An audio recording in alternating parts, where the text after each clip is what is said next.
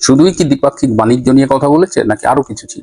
ওই বৈঠকের সূত্রে আমি জেনেছি যে সেখানে এই যে ভিসা, ইমিগ্রেশন ভিসা নিয়ে যে কঠোরতা আরোপ করা হয়েছে সেটি নিয়ে বলা হয়েছে, এবং বলা হয়েছে যে ভবিষ্যতে অন্যান্য ভিসার ব্যাপারেও আমেরিকা বাংলাদেশি আবেদনকারীদের ব্যাপারে কঠিন ভূমিকা রাখবে, এই জায়গাটা তাদের স্মরণ করিয়ে দিয়েছে। এছাড়া বাণিজ্যে যে ট্যারিফ এবং এনার্জি, এসব বিষয়েও তাদের আলোচনা হয়েছে। সবচেয়ে অ্যালার্মিং যে আলোচনা হয়েছে, বলেছে যে বাংলাদেশে বর্তমানে যেভাবে জঙ্গিবাদের বাম্পার ফলন হচ্ছে, তাতে খুব সহসাই বাংলাদেশের সেনাবাহিনী এবং আইন শৃঙ্খলা রক্ষা বাহিনীর অনেকের উপরই মার্কিন স্যাংশন আসছে। গতকাল ফরেন সার্ভিস একাডেমিতে সমসাময়িক বিষয়ের উপর সাংবাদিকদের ব্রিফিং করার সময় আইন উপদেষ্টা ডক্টর আসিফ নজরুল বলেছিলেন যে গতকাল যমুনায় তারেক রহমান সপরিবারে ডক্টর ইউনূসের সাথে দেখা করবেন, এবং তিনি বলেছিলেন এটি একটি সৌজন্য সাক্ষাৎ, এটি কোনো রাজনৈতিক সাক্ষাৎ নয়। গতকাল ছিল ভারতের সেনা দিবস। 1949 সালের 15ই জানুয়ারি ব্রিটিশ আর্মির যিনি প্রধান ছিলেন, চিফ ইন কমান্ডার, তিনি ভারতীয় সেনাপ্রধানের কাছে দায়িত্বভার অর্পণ করেছিলেন। সেই দিনটি ভারত উদযাপন করে ভারতীয় সেনা দিবস উপলক্ষে, এবং সেই উপলক্ষে গতকাল ঢাকায় ভারতীয় দূতাবাসে একটি অনুষ্ঠান ছিল। সেই অনুষ্ঠানে তারেক রহমানকে আমন্ত্রণ জানিয়েছিলেন ভারতের রাষ্ট্রদূত প্রণয় ভার্মা, এবং সেই অনুষ্ঠানে তারেক রহমান গিয়েছিলেন। ডক্টর ইউনূস এবং তার উপদেষ্টারা চেয়েছিলেন তারেক রহমান যেন ভারতের সেই অনুষ্ঠানে না যায়, সুতরাং তারা এমনভাবে তারেক রহমানকে যমুনায় আমন্ত্রণ জানিয়েছিলেন যাতে ওই সময়টায় পড়ে, এবং তারেক রহমান যেন ভারতের অনুষ্ঠানটি বাদ দিয়ে যমুনায় আসে।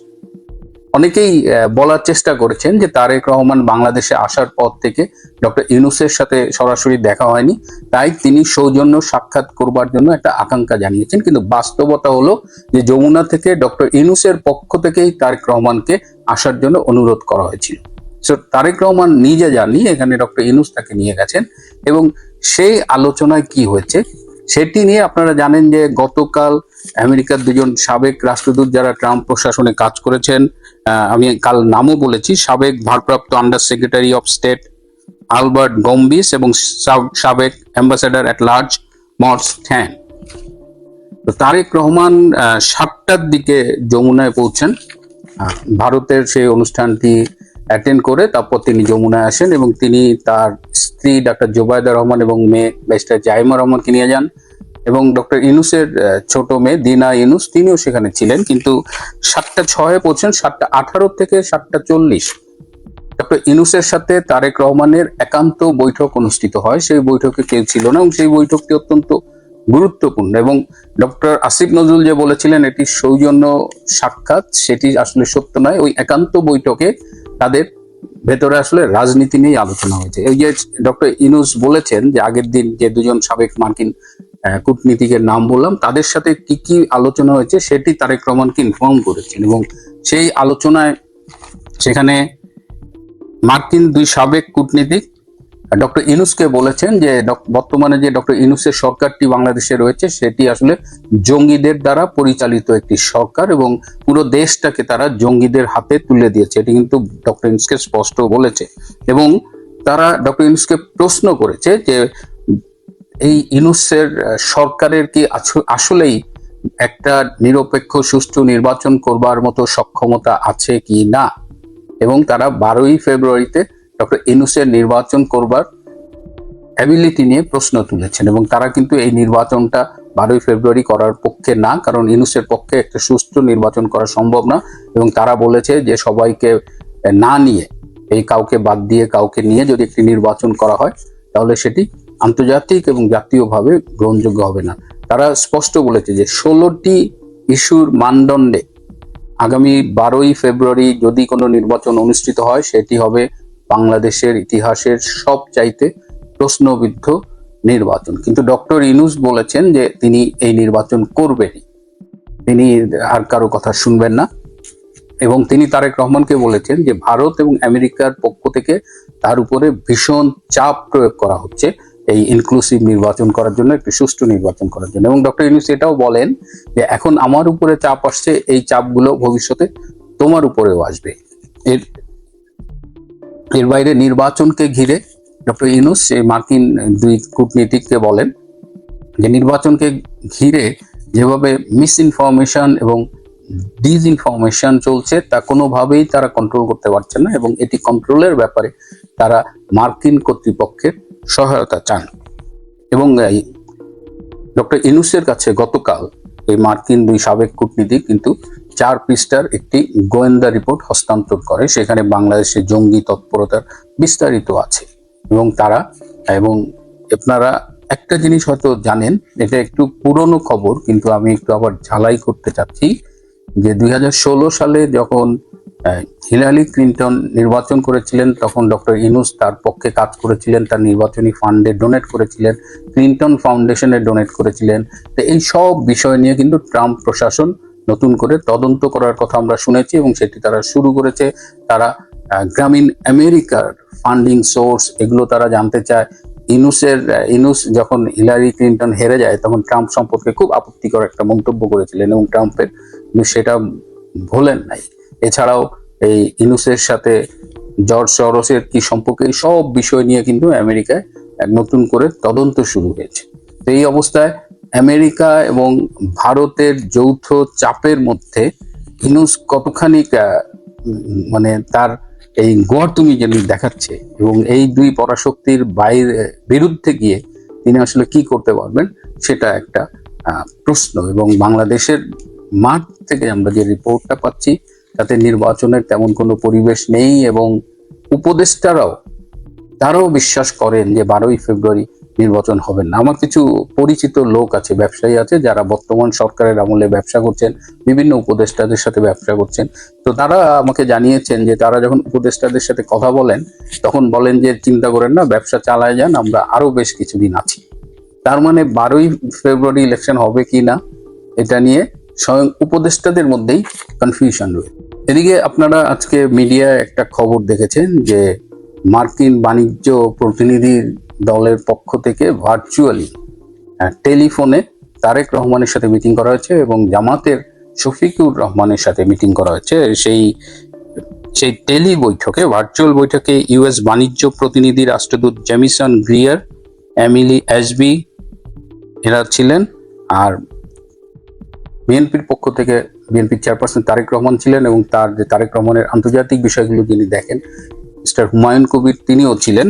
আবার এটির আগে সকালেই জামাতের ডক্টর শফিক এবং তার সাথে ছিলেন ইউকের জামাত ইসলামের মুখপাত্র প্রফেসর নাকিবুর রহমান। সেখানেও মার্কিন বাণিজ্য প্রতিনিধি জেমিসন গ্রিয়ার ছিলেন, দক্ষিণ ও মধ্য এশিয়া বিষয়ক সহকারী ব্রেন্ডাল লিঞ্চ ছিলেন, ব্রেন্ডাল লিঞ্চ তারেক রহমানের সাথেও ছিলেন।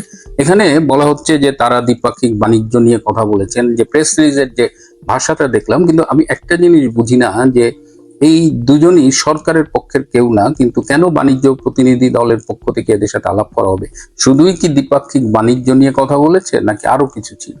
ওই বৈঠকের সূত্রে আমি জেনেছি যে সেখানে এই যে ইমিগ্রেশন ভিসা নিয়ে যে কঠোরতা আরোপ করা হয়েছে সেটি নিয়ে বলা হয়েছে এবং বলা হয়েছে যে ভবিষ্যতে অন্যান্য ভিসার ব্যাপারেও আমেরিকা বাংলাদেশি আবেদনকারীদের ব্যাপারে কঠিন ভূমিকা রাখবে, এই জায়গাটা তাদের স্মরণ করিয়ে দিয়েছে। এছাড়া বাণিজ্যে যে ট্যারিফ এবং এনার্জি এসব বিষয়েও তাদের আলোচনা হয়েছে। সবচেয়ে অ্যালার্মিং যে আলোচনা হয়েছে, বলেছে যে বাংলাদেশে বর্তমানে যেভাবে জঙ্গিবাদের বাম্পার ফলন হচ্ছে তাতে খুব সহসাই বাংলাদেশের সেনাবাহিনী এবং আইন শৃঙ্খলা রক্ষা বাহিনীর অনেকের উপরই মার্কিন স্যাংশন আসছে।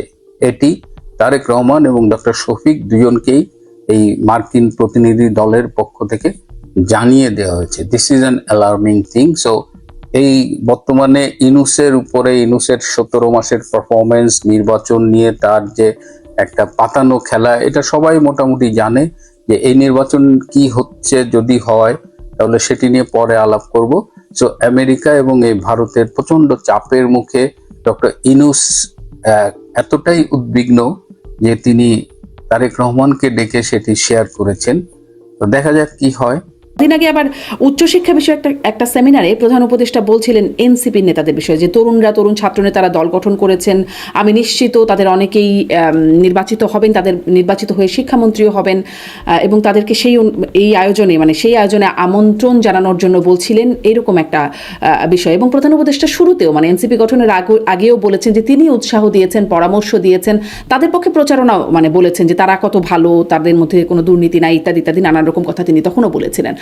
এখানে কি আপনি কোনো পক্ষপাতিত্ব দেখেন, নাকি এটাকে আসলে আপনি সহজভাবেই দেখতে চাইবেন?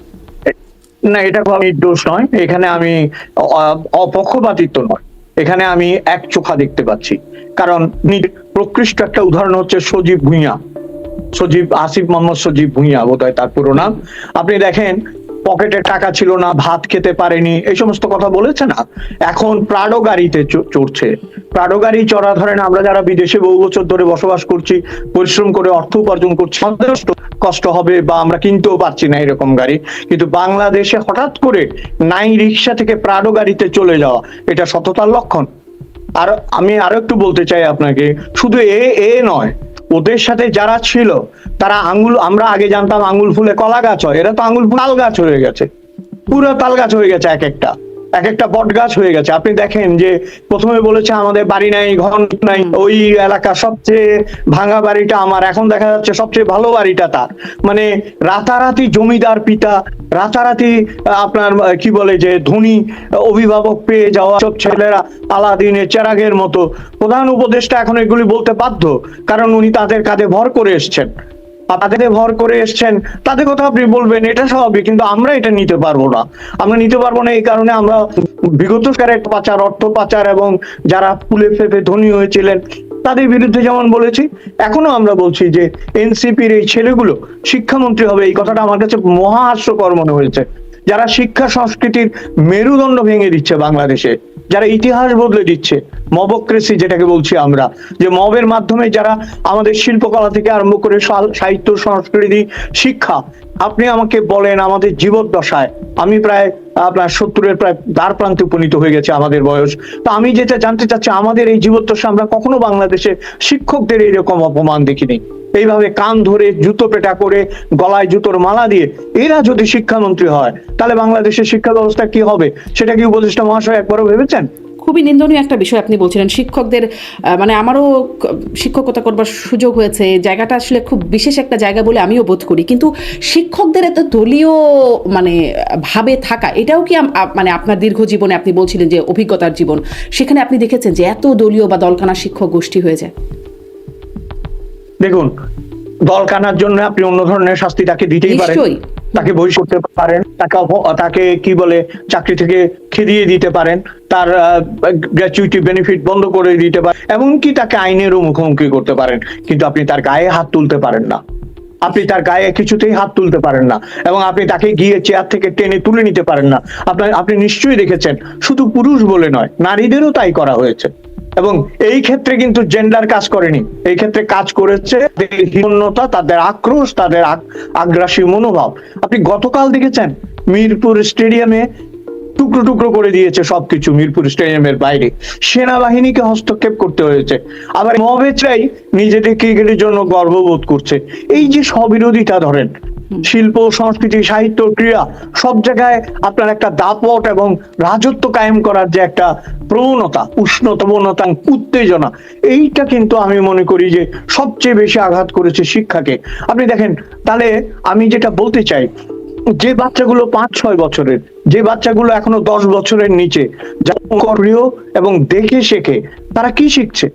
আমি সবচেয়ে যেটা শঙ্কিত হই, প্রায় প্রতিদিন আমি এই ব্যাপারটা বলি আমার প্রিয় মানুষদের, যে বাংলাদেশে বসবাস করেন আমরা যাদের টিনেজ বলি বা আরো কম, তাদের মনের উপর যে প্রভাবটা পড়ছে, এইটা কিন্তু দীর্ঘস্থায়ী হবে।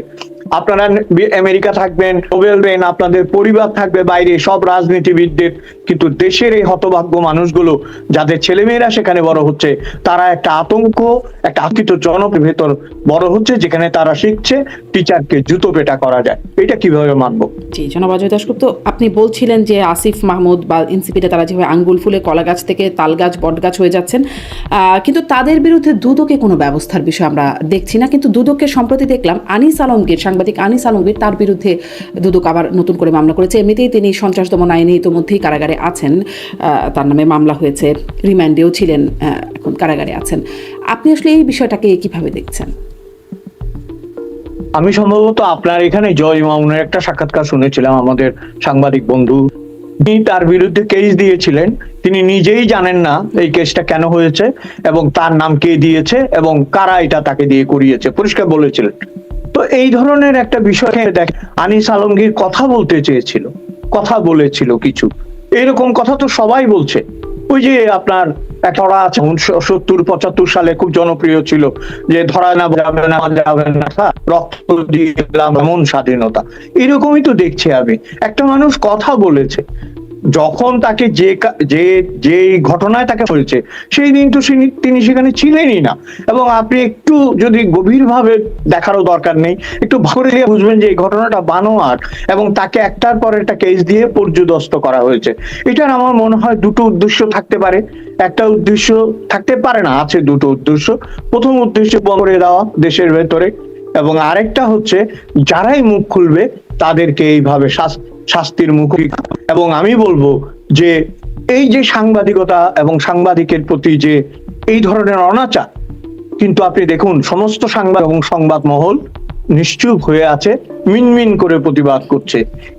এটার পেছনে কিন্তু আমাদের বিগত সরকারের কথা আবার চলে আসবে এখানে। তারা এমন একটা প্রক্রিয়া চালু করেছিল, তখন কথা বলতে হতো ভয়ে এবং একটা মুখের আড়াল, আর এখন আপনি কথা বলতেই পাচ্ছেন না। এটাই হচ্ছে তফাৎ। জি, কিন্তু আমাদের আইন উপদেষ্টা বলছেন এখন সবার বাক স্বাধীনতা আছে, সরকারেরই নাই। মানে এই প্রসঙ্গে মনে হলো তাই একটু বললাম। আমি দেখছিলাম যে জনাব তারেক রহমান সাংবাদিকদের সাথে শুভেচ্ছা বিনিময়, মত বিনিময় করছেন। সেখানে সাংবাদিক মাহমুদুর রহমান তাকে বলছেন যে শেখ হাসিনার আমলে যে সাংবাদিকরা নির্যাতিত হয়েছেন, কারাগারে গেছেন, তাদের একটা নাম বলছিলেন। এবং তারপরে আমরা দেখলাম নুরুল কবির, সাংবাদিক নুরুল কবির, তিনি বললেন এই সময়ে সাংবাদিকরা যারা কথা বলার কারণে বা ভিন্ন মতের কারণে নির্যাতিত হচ্ছেন, কারাগারে আছেন, তাদের বিষয়টিও তারেক রহমান তার প্রভাব, এখন যতটুকু প্রভাব আছে সেই থেকেই যতটুকু ন্যায় করতে পারেন বলে তিনি এই বিষয়টা উত্থাপন করলেন। আমলে নিয়েছেন বলে মনে হয় বিষয়টা? জনাব তারেক রহমানকে আমলে নিয়েছেন বলে মনে হয়? তারেক রহমান, জি, একটু আমি একটা কথা বলি, আমি রাজনীতির অনুসারী ছিলাম না, কিন্তু এই ভদ্রলোক মানে 15 বছর থাকার ফলে আমার মনে হচ্ছে তার মধ্যে গণতান্ত্রিকতার হাওয়া লেগেছে। আপনি হয়তো খেয়াল করেছেন প্রেস কনফারেন্সে একজনকে মহামান্য বা মান্যবর এরকম একটা কিছু না বলতে সরাসরি বলে যাকে মাননীয় এরকম সম্বোধন করবেন না, এবং তার কথাটার মধ্যে একটা পরিমিতি বোধ কাজ করছে। আমার মনে হয়, আমি ব্যক্তিগতভাবে যেটা মনে করি, দেখেন, এটার জন্য আমি জানি আমি আক্রান্ত হব, নিন্দা হইব, কিন্তু এই কথাটা বলতেই হবে, ম্যানারের দিক থেকে বিএনপির নেতাগুলো আমাদের আওয়ামী লীগের নেতাদের থেকে অনেক বেশি এগিয়ে, এখনো এগিয়ে আছেন, কেউ কেউ বাদে। এইটার কারণ হতে পারে তারা, আমি মনে করি কি যে বিএনপির মধ্যে মুসলিম লীগের একটা মানে যে অংশটুকু ছিল তারা এসে বিএনপিতে গিয়েছিল, এবং খুব স্বাভাবিকভাবে কংগ্রেস এবং মুসলিম লীগ এলিট এবং এলিট মুসলমানদের দল ছিল। সেই কারণে আমি মনে করি বিএনপির মধ্যে এক ধরনের এলিটিজম আছে। তো আমি আশা করব যে, আমার জানি মনে হয় যদি তারেক রহমান, এখন ধরেন আমাদের দেশে যেটা হয়, তেল এত বিষাক্ত এবং এত পিচ্ছি, এখন আপনি যদি সারা পথে তেল ঢেলে দেন, হেঁটে যাওয়ার সময় কোনো এক জায়গা অস্বাভাবিক নয়, যদি সেটা থেকে তিনি মুক্ত থাকতে পারেন, হয়তো তিনি এই বিষয়ে মনোযোগ দেবেন, কারণ তাদের বিলেতের কিছু শিক্ষা, গণতন্ত্রের আভাস মধ্যে পরিলক্ষিত হয়েছে বলে মনে হচ্ছে। জি, কিন্তু আমি সেদিন আমার আর একটা অনুষ্ঠানে সাংবাদিক মাসুদ কামাল ছিলেন, আমি জিজ্ঞাসা করছিলাম যে সাংবাদিকরা তো তেল কেন দেন, মানে সাংবাদিকদের সমস্যাটা কি? আগেও মানে তেলের বস্তা, মানে তেলের ড্রাম নিয়ে নিয়ে বসতেন মনে হতো, এখনো এরকম একটা তেল দেওয়ার জন্য খুব উদ্গ্রীব হয়ে থাকেন, কেন এত সাংবাদিকরা তেল দেন? তেল খায়, আগে তো দিয়েছে ঘি, তারপরে আপনার মাখন, যা যা সব দিয়েছে। আপনি খেয়াল করেছিলেন যে বিগত আমলে কিন্তু এটা গ্রহণ করা হতো, দারুণ এনজয় করতেন, দারুণ এনজয় করতে। আপনার হাসি, পুরোনো ভিডিও গুলো দেখুন, হাসি হাসি মুখে ইয়ে, মানে কি, এবং খুব মানে আমাকে এরকম বলতে হবে না, মানে আরেকটু বলো, হ্যাঁ, এরকম কিন্তু দৃশ্য ওখানে আমরা চিত্র দিই। আসলে কি হয় জানেন তো, মানে আপনার বাথরুমে মানে লোকজন গেলে শুধু গান করে। তো গৃহীতা বলছে একদিন যে আপনারা এরকম কেন, আপনারা বাথরুমে গিয়ে গান করবেন? তো বলে যে আমি কিন্তু করি। তাই নাকি? ওই বাসায় ওই ভদ্রলোকে বেড়াতে গেছে একদিন, তো উনি বাড়ি জোরে গান করছে, তো বলছে আপনি কেন গান করলেন? বলে আমি কি জানতাম যে বাথরুম কি? বুঝতে পেরেছেন? এখন এমনই একটা জায়গা যে ওখানে যাবে তাকেই তেল দিতে হবে, তেল না দিলে এখানে ধরেন খুব ক্ষুদ্র ক্ষুদ্র বিষয় কাজ করেছে বলে আমার মনে হয়েছে। কেউ তেল দিয়েছেন নিজের পদবিটা ধরে রাখার জন্য, কেউ তেল দিয়েছেন অর্থকরীর জন্য, কেউ তেল দিয়ে জমি পাওয়ার জন্য। আর এখন শুরু হয়েছে কি করে প্রমাণ যায় যে আমি আপনার পক্ষে ছিলাম এবং আমি আপনাকে আরো অনেক বেশি তেল দিতে পারি। আমার তো মনে হয় প্রতিযোগিতাটা শুরু হয়ে গেছে। জি, আমি সাংবাদিক আনিস আলমগীরের প্রসঙ্গটা বলছিলাম। এখন একটু আজকেই একটু প্রথম আলোতে দেখছিলাম যে প্রফেসর আবুল বারাকাত, অর্থনীতিবিদ অধ্যাপক, তিনি তাকে আদালতে তোলা হচ্ছে, আদালত থেকে নেওয়া হচ্ছে, তিনি জামিন পাচ্ছেন না, প্রায় 7 মাস হয়ে গেছে তিনি কারাগারে আছেন। এবং সেখানে মানে ওই রিপোর্টে বাবা মেয়ের একটা আবেগঘন অবস্থার বর্ণনা সেখানে করা হয়েছে এবং তাকে হাত করা পরিয়ে তাকে প্রশ্নও করা হয়েছে। মানে একজন আইনজীবী প্রশ্ন করছিলেন যে তাকে জঙ্গিদের মতো করে নিয়ে যাওয়া হচ্ছে কেন। তখন আর এক মানে আইনজীবী, দুদকের আইনজীবী বলছেন যে তিনি প্রতারণা ও জালিয়াতির মাধ্যমে জনতা ব্যাংক থেকে 297,38,87,296 টাকা আত্মসাৎ করেছেন, যা সুদে আসলে আরো অনেক বড় অঙ্ক বলছেন। তো এই হচ্ছে তার বিরুদ্ধে অভিযোগ, তাকে এভাবে করে নিয়ে যাওয়া হচ্ছে, তার জামিন হচ্ছে না। এটাকে মানে এইটি আসলে কেমন ইঙ্গিত দেয়? এটি কি আসলে স্বাভাবিক হবার কথা? আচ্ছা দেখুন, আবুল বারাক সম্পর্কে পজিটিভ কিছু ধারণা আছে। তিনি একজন কৃষক ছিলেন মানে অর্থনীতির বিষয়ে, এবং তার সাথে আমার একটা মঞ্চে কথা বলা হয়েছিল। ভালো বলেন, তথ্য ভিত্তিক কথা বলেন। এবং আরেকটা বিষয় হচ্ছে, এখানে আপনি যেগুলো বলছেন এগুলো আসলে মূল কারণ নয়। এগুলো মূল কারণ হলে বাংলাদেশ থেকে রিজার্ভ উধাও হয়ে যাওয়ার যে ঘটনা ঘটেছিল, তাদের কাউকে আমরা 14 শিকের ওপারে দেখতাম। ওগুলি নিয়ে কোনো কথা হয় না। কিন্তু আবুল বারাকাত এই দেশে প্রগতিশীল ব্যাংকিং এর কথা বলতে গিয়ে এমন একটা ধর্মান্ধ গোষ্ঠীর বিরোধিতা করেছিলেন যারা আজকে নেপথ্য নিয়ন্ত্রণ করছে। তারা শাহরিয়ার কবির এবং আবুল বারাকাতকে হাত করা নয়, পারলে পায়ে, কারণ তাদের স্বার্থে বিরুদ্ধে এই দুই বুদ্ধিজীবী এবং অর্থনীতিবিদ প্রবলভাবে লড়াই করেছিলেন। এবং এটাই হচ্ছে আবুল বারাকাত সব অপরাধ আমার বিবেচনায়। এবং এই কারণে ভবিষ্যৎ এবং তার মুক্তি এবং তার জীবন সত্য। জি, এবারে একটু আরো কিছু প্রেক্ষাপটের দিকে যাই। মানে নির্বাচন সামনে, কিন্তু এখন আমরা দেখছি 7 কলেজের শিক্ষার্থীরা তারা প্রায়ই করেন, এখন নির্বাচনের আগেও দেখছি তারা এখন অধ্যাদেশ মঞ্চ নামে করে একটা বড় আন্দোলন গড়ে তুলতে চাইছে যে বিশ্ববিদ্যালয় করার দাবিতে তাদের। এদিকে ইনকিলাব মঞ্চ, তারা হাদি হত্যার বিচারে যে চার্জশিট হয়েছে সেটাকে নারাজি বলছে, তাতে আপত্তি জানিয়ে তারা আরো বড় করে আন্দোলন, তারা বিক্ষোভ মিছিল করছে সারা দেশে। এরপর যমুনা ঘেরাও, এরপর সংসদ ভবন ঘেরাও, এরকম কর্মসূচিও আসতে পারে বলে তারা ইঙ্গিত দিচ্ছেন।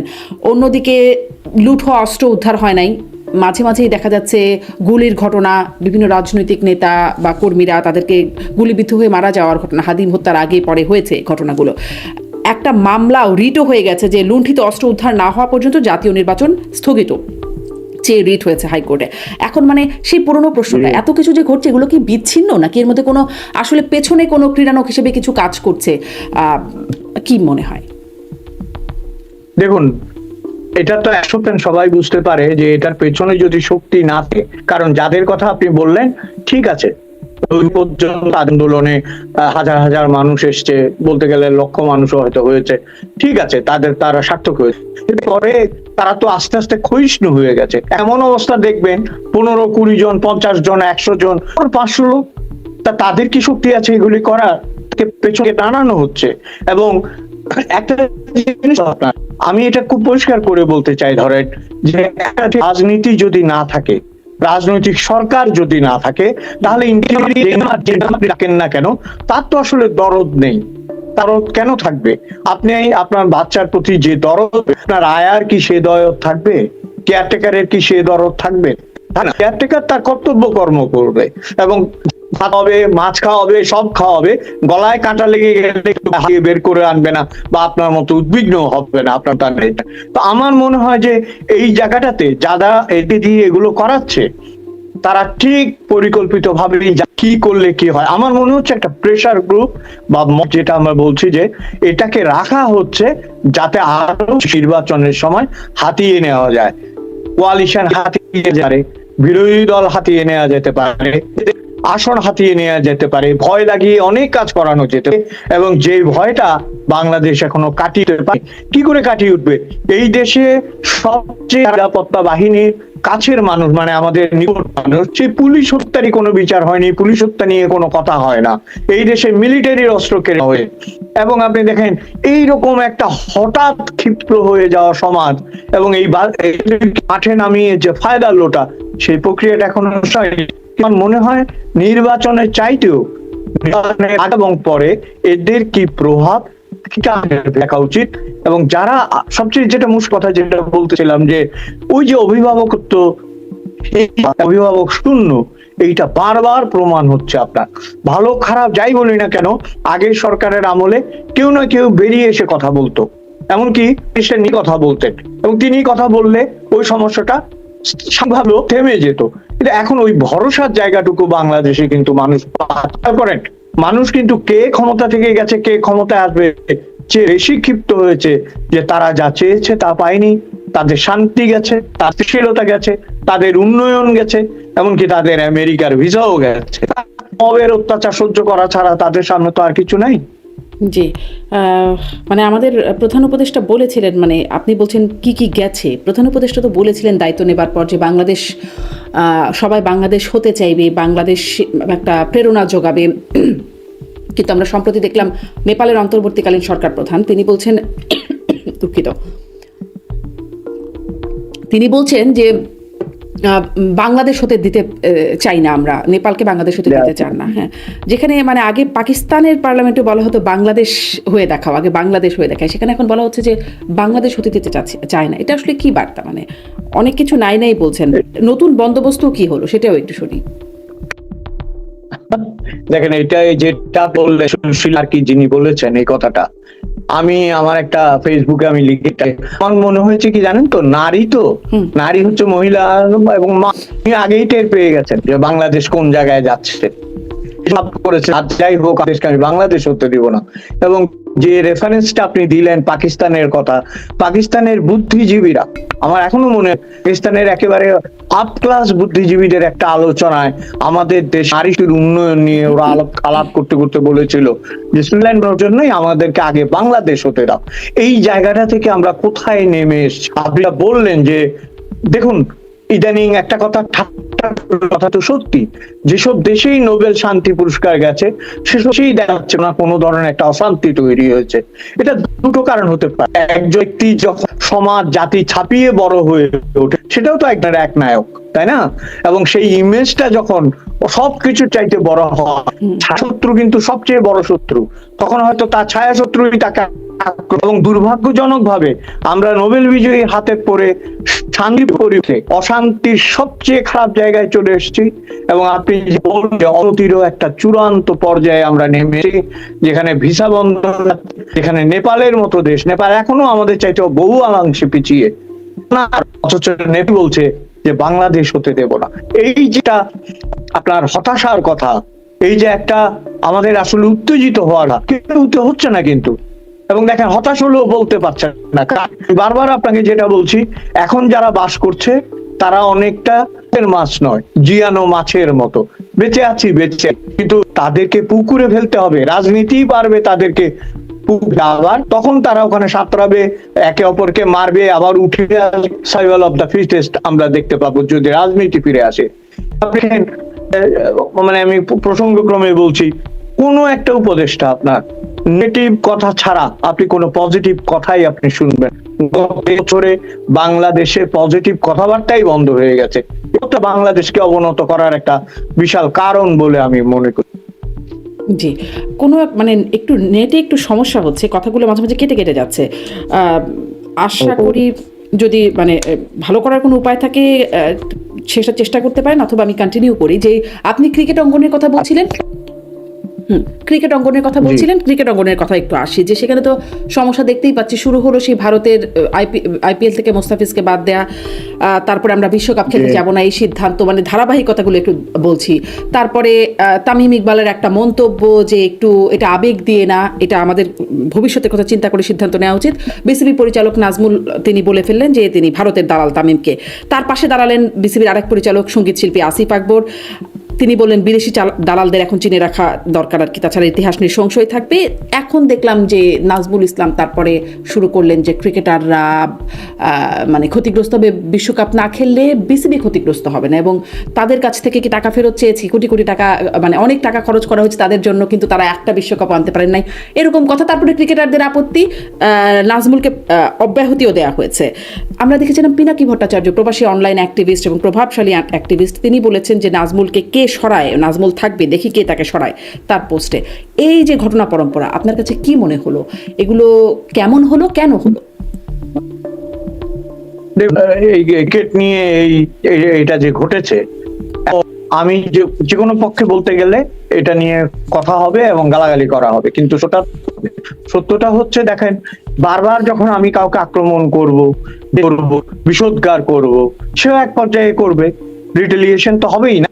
আমি ভারতকে একবারও সমর্থন করছি না, তাদের উচিতই হয়নি এই ধরনের একটা সিদ্ধান্ত বলা এবং এইভাবে রিয়াক্ট করা একটা খেলোয়াড়ের বিরুদ্ধে। কিন্তু যেভাবেই হোক এটা ঘটে গেছে, এবং ঘটে যাওয়ার পরে এটাকে মিনিস করার পরিবর্তে একচোখা যে সিদ্ধান্তগুলো, দেখেন যেটা আপনি বললেন, আমাদের চট্টগ্রামের মানুষ এবং আমার বাড়ির কাছাকাছি তাদের বাড়ি, যে তাকেও ভারতের দালালা হচ্ছে। মানে আপনি ন্যায্য কথা বললেই ভারতের দালালে পরিণত যাচ্ছেন এই দেশে, আগেও হয়েছে, এখনো এইসব কথা বলা হচ্ছে। মুশকিল হচ্ছে যে পরিষ্কার ভাবে বলা হয়েছে যদি এটাতে আমরা অংশ না নিই এবং সমঝোতা না হয়, তাহলে হয়তো জীবন ছাড়া কেউই আমাদের সাথে ক্রিকেট খেলবে না, এবং ক্রিকেট যে টাকা পয়সা এবং যে বোর্ড থেকে যে পয়সাগুলো পাওয়া যায়, যে সাহায্য, সেগুলো পাওয়া বন্ধ হয়ে যাবে, এবং বাংলাদেশে ক্রিকেট রসাতলে যেতে বাধ্য।